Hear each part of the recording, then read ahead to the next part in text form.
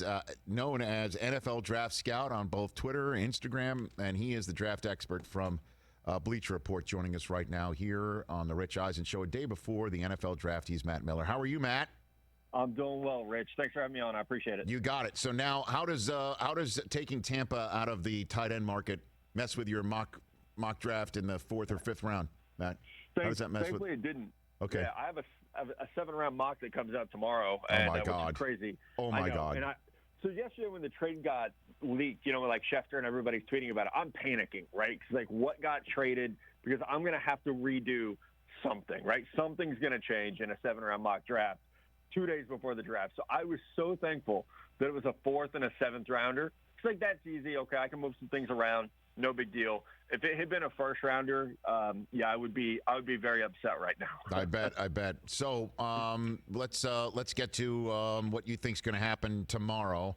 It's going to be Burrow Young, or do you see any sort of Hail Mary happening? Are you hearing of anything?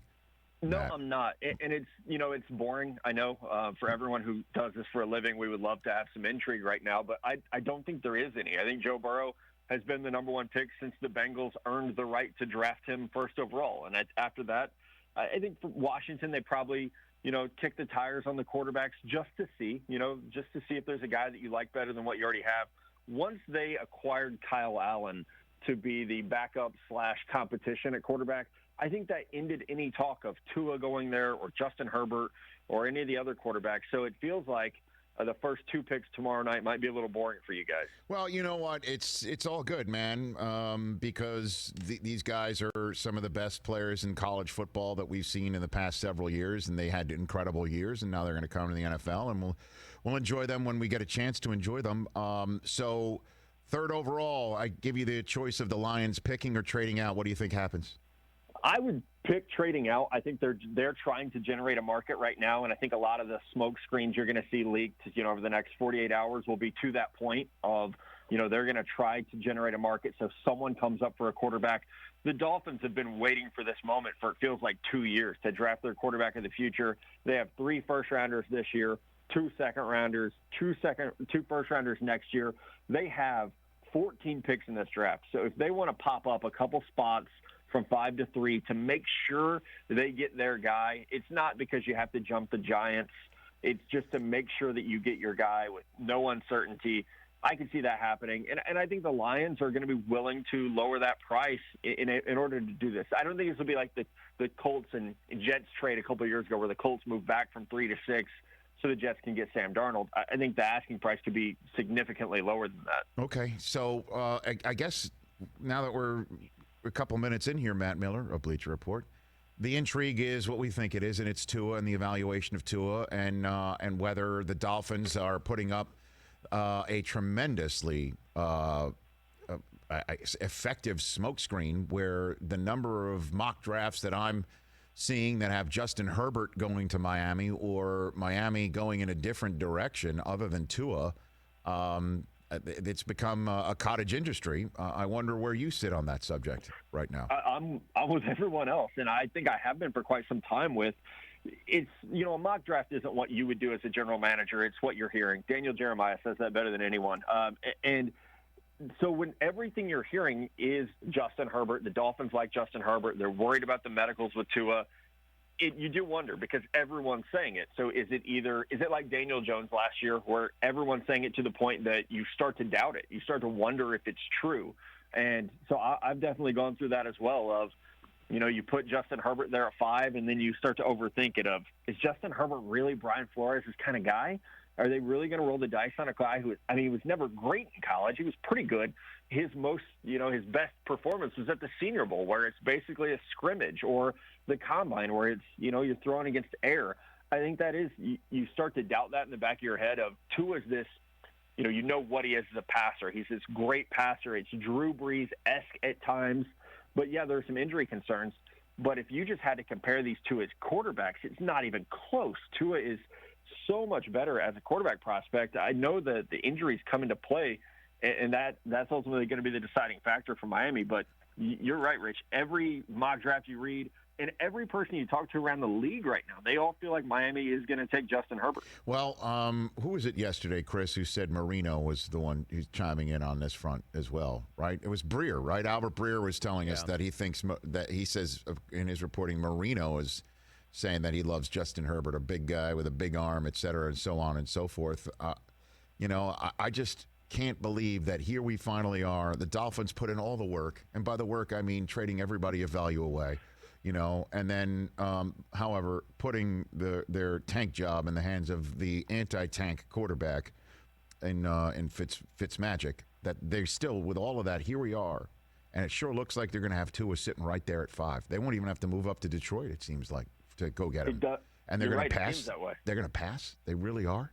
I mean, I think their fans are going to riot if and when that happens, because even if you tweet, I'm hearing the Dolphins want Justin Herbert, Dolphins fans come out in mass of, you don't know what you're talking about. There's no way we'll pass on Tua. They've had their heart set on this quarterback for at least a year, and now you're going to be there. He's on the clock. You didn't have to trade up. You didn't have to go winless. The guy you wanted, tank for Tua, he's there, and they're not going to take him. I think it's going to be interesting to see the reaction when that happens. Okay, Matt Miller here on the Rich Eisen Show, joining me the day before the National Football League draft, before we all get ready in our shelter in place for this whole extravaganza. We're very excited about that. Matt Miller, Bleacher Report on the Rich Eisen Show. What happens next then? So if Tua's passed up on, do you think the Chargers just say there thank you and take him 6th? I hope so, right? That's where you get to the point of, again, I think some over-evaluation with Tua, and the information out there right now says they do like Tyrod Taylor. I wonder if they like Tyrod so much why he didn't play last year. And I know Phillip Rivers is a future Hall of Famer, and you want to be respectful to that, but you're also trying to win football games. So I think that all this noise about they really like Tyrod, they think he could be the guy next year, they might think that, but that's also a very effective way to put out there, hey, we might not draft a quarterback, so you hope one falls to you. And so I do think the Chargers take Tua. You're moving into a new stadium. You got to sell tickets. You need a face of the franchise on offense. He can be that. When you're competing with the Rams at SoFi Stadium, you get a guy who's from Hawaii, so there's kind of some West Coast roots there as well. And I do like he's the most recognizable player in this draft. It's not Joe Burrow, it's not Chase Young, it's Tua. He is hands down. Playing at Alabama, the stage that he played on, that everyone watches, the College Football Playoff, the national championship where he comes in at halftime and leads the comeback over Georgia. Like, Tua is the face of this draft. And for the Chargers to get that, it makes sense from a business standpoint. It makes sense from a football standpoint. It's almost too good to be true. As soon as I hang up the phone with you, Matt Miller, I say hello to Isaiah Simmons. Who says hello to Isaiah Simmons on Thursday night? Yeah, I think Matt Rule's going to be calling him at number 7 overall. Isaiah Simmons, just what an amazing player. You're going to have a good time talking to him as well. He's a great human being. I feel like another guy, it's like, where do you play him? Play him on defense. What do you mean, where do you play him? Where would you play Sean Taylor if he were in the NFL right now? That's where you play Isaiah Simmons. 1 week he's a safety. The next week he's a linebacker. He's going to be able to blitz. He's going to be able to stop the run. And this is the answer to mobile quarterbacks. This is the answer to tight ends who run a 4.4 in the 40-yard dash. So if you're the Panthers, you got a head coach and an offensive coordinator who just came from college. That offensive coordinator saw what Isaiah Simmons did to his LSU Tigers in the first half of the national championship game. To me, that's a slam dunk. You lose Luke Kuechly. Thomas Davis gone a couple of years now. They have their quarterback in Teddy. They trade for an offensive tackle in Russell Okung. The table's set for them to draft Isaiah Simmons, and I think they're uniquely positioned with some college coaches on that staff to know how to unleash him so that he's not just being, okay, we're plugging you in, you're a Mike linebacker, good luck against these offensive guards. They would put him in a position to succeed every play. Matt Miller, Bleacher Report, few minutes left with the lead NFL draft writer of Bleacher Report here the day before the NFL draft, right here on the Rich Eisen Show. So give me teams that are going to be trading up, do you think, for these 8, 9, 10 picks, or maybe even for Carolina's 7th, just in case. Give me what you're hearing in the rumors of the trade up, trade down front. Yeah, I don't think it's any surprise the Atlanta Falcons. Thomas Dimitroff is one of the most aggressive GMs in football, so I think they would like to trade up for C.J. Henderson, the corner from Florida. And this might be the spot. 7 overall could be that spot. You want to get ahead of the Jacksonville Jaguars, who could also take him. If he's gone off the board, I think Jacksonville's a team that could trade out. And we could be looking at the Broncos trading up for Jerry Jeudy at wide receiver. Maybe the Bucs really want to make sure they get their offensive tackle for Tom Brady. They could trade up and try to get one of those the top tackles before you have that run of the Browns and Jets, who would most likely take one off the board. So those teams right in the middle, I think the Buccaneers, the Broncos, the Falcons at 14, 15, 16 are the most intriguing in terms of who's going to move up tomorrow night. I put Trevor Lawrence in this quarterback draft class. You put him where, Matt? He would be, probably first overall. He's incredibly good and still getting better. I hope to God we get to see him play college football this coming fall because he's truly special. He's a little bit stronger than Joe Burrow and a little bit more athletic. So I do think he would be the first pick. You know Joe Burrow threw 60 touchdown passes, right, Matt? I love Joe Burrow. He's my guy. I'm a huge Joe Burrow fan, but that tells you how good Trevor Lawrence is. It does, right? I mean, like that, and that's. Do you think that is a prevailing evaluation? I think it is right now, but I'm old enough to remember when everybody thought Matt Leinart was going to be the first. It was like for 3 years Matt Leinart was going to be the first pick in the draft, and we go through these cycles of once you get to actually break the guy down, you'll find some flaws, you'll find something. He's a little skinny, or there'll be something. But I think as of now, the upside with Trevor Lawrence is probably as good as you have to go back to like Andrew Luck or Peyton Manning, where you see this guy coming and there's just not really anything he doesn't do well. What's your best guess where Jordan Love goes? Best guess, I'll say the Colts. Maybe they have to move up to get him, but I think the Colts at 34 are a really, really interesting option where he doesn't have to play right away, and you can just let that arm strength develop. Remember, Ballard was in Kansas City when they were all over Mahomes. I know he was gone by the time they drafted him, but I think Chris Ballard could look at this and say, this might be my shot to get a rare athlete with a huge arm. We could let him learn and develop for a year. Yeah, let's linger on this one for a second, Matt. I mean, here's a couple things. First of all, if Jordan Love drops in the first round, as now I'm beginning to hear that's a prevailing thought, and that he starts getting down in the late 20s and early 30s, somebody's going to hop back into the first round and make sure that they get an extra year of contractual control on him. I don't think he's going to fall out of the first round just for that alone. I think somebody's going to get itchy about it and say, let's be smart about it. Let's not wait till tomorrow. Let's not give other general managers a full night to call everybody around and try and get him at the top of Friday night. Let's go get him now. Let's get an extra year of contractual control.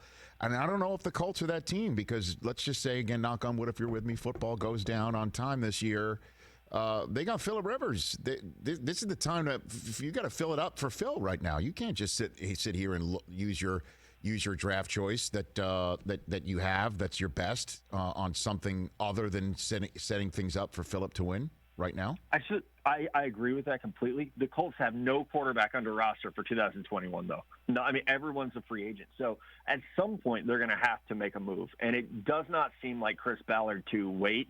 So you know what? We'll be in next year on Trevor Lawrence, Trey Lance, Justin Fields. We're going to put all our eggs into this. We believe we can win now with Phillip Rivers. All our eggs are in that basket. We'll figure out next year when we get to next year. There are teams like that.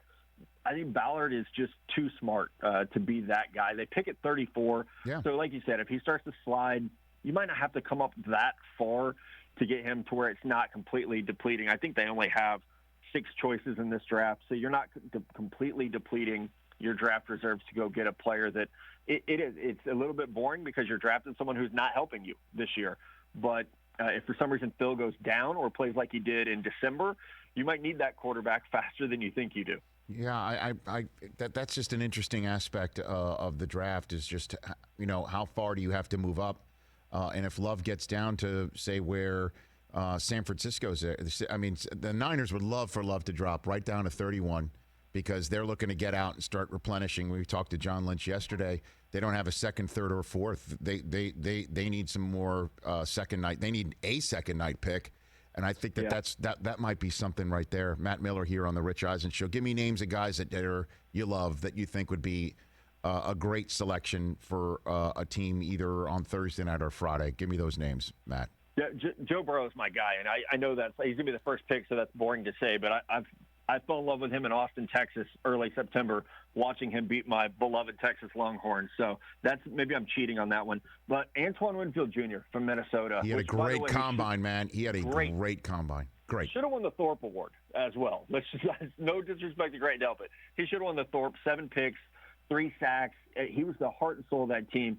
Every time I watch him play, I think I'm watching Tyrann Mathieu back in college. It's just an impact on every snap on defense. He's a little undersized.